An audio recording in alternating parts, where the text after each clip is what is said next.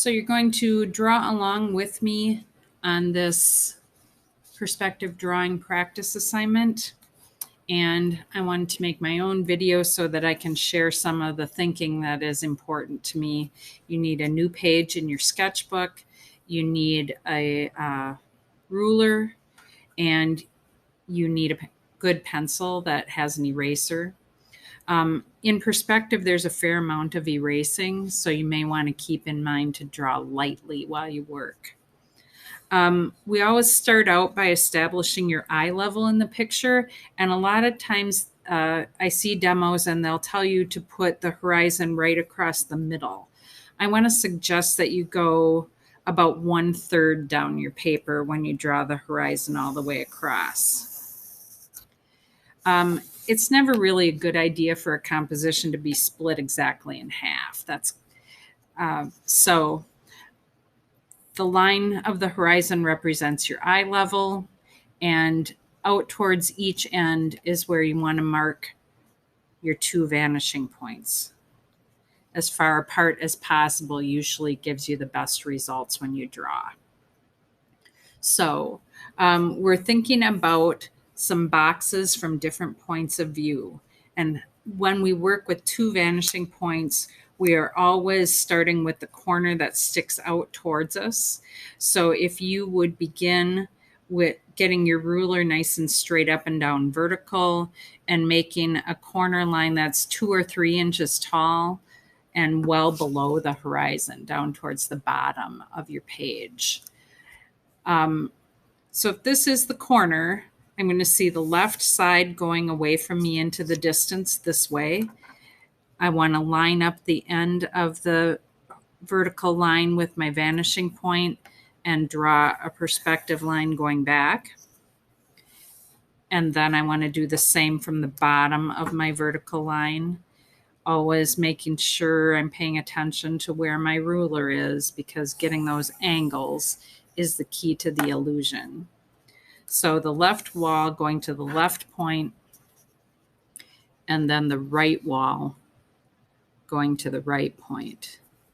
So when you're working along with the video, you want to just make it go at your own speed by pausing it whenever you need to pause it in order to work along. So maybe you've watched now and you need to stop the tape in order to do these first few steps with me.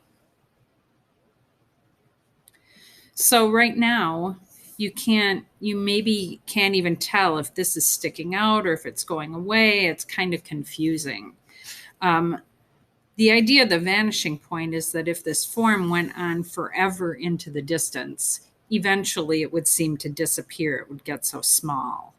But we don't want our box to be 3 miles long. But we do want it to have vertical corners. So I'm going to decide how wide my wall should be and make another vertical line to cut it off. And the same on the other side, deciding how wide to go. Not super skinny, not super wide, somewhere in the medium kind of range. And then these perspective lines that extend out to the vanishing point, we don't need anymore. So I'm going to go ahead and erase those. Like I said, there's quite a bit of erasing to come. So on both sides, I now have 2 walls. Because I am below the horizon line, then I can see the top of this box also. And figuring out where to draw the top is one of the things that goofs people up. So I'm thinking I need one side that's parallel with this side. So I'm going to line up my farthest corner on the upper left with my vanishing point on the right and make a perspective line that extends out this way. I don't have to draw it there as long as my ruler is lined up right. I can save myself a little tiny bit of erasing. And then I'll have a second edge on the roof that's parallel with this edge, so it's going to the same point. So you want to be thinking in your head about which edges should be going the same direction as you try to decide which vanishing point they should use. So I make those two perspective lines long enough that they cross over each other, and the place where they meet in the middle of the X, that is the back corner of the roof of this building.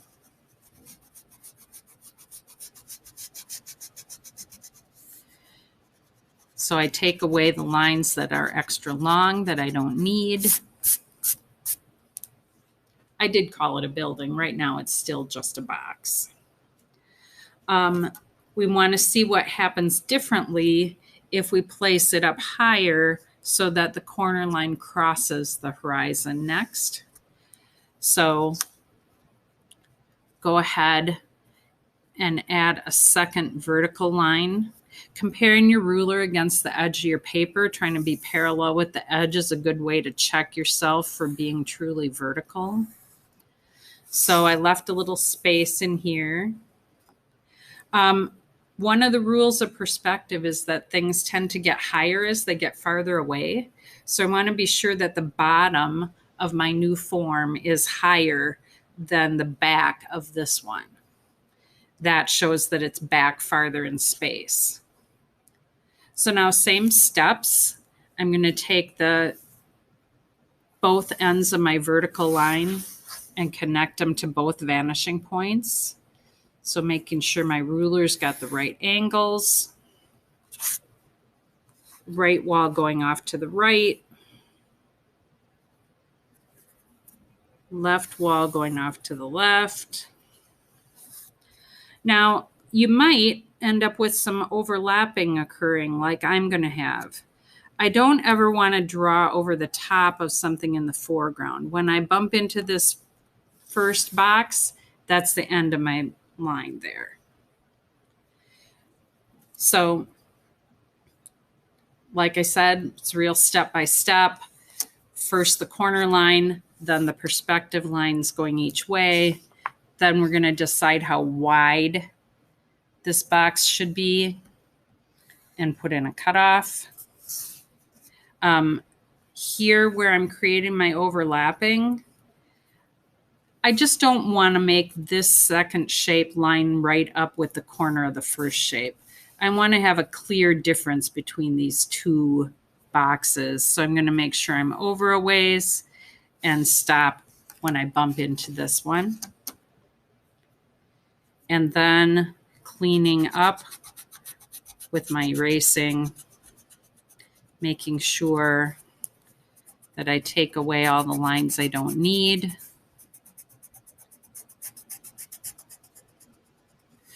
Also erasing the horizon where it cuts through this second form.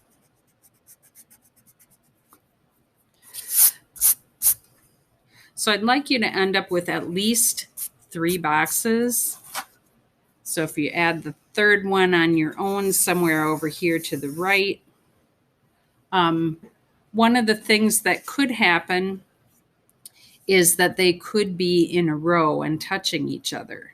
So what if I take this back corner of the first box and I turn it into the front corner of the second box? If I just take this one and I extend it up above the horizon, whenever I get above the horizon, I can't see the top anymore. So now I'm still treating this whole vertical as my corner line. I'm going to go this way to show the wall on the left. The whole, well, let's finish going to the left from top and bottom. If I lined up my ruler from the bottom, I would be drawing through this box. I'm trying to make it look like this one's in front, covering up the bottom of that wall instead. So I only need to connect the top. So I line up my ruler. I've got the right angle. I'm going to stop before I run into box number 2. And then like before, I'm going to decide how wide should this shape be and give it a vertical cutoff on the left. And how wide should it be over here? Maybe not very wide this time. And I'll give it a vertical cutoff on the right. And then I'll have to decide which lines are extra and take those away.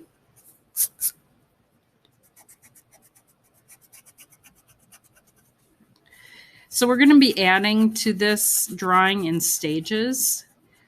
And the first stage is to have a grouping of 3 boxes drawn to your vanishing point.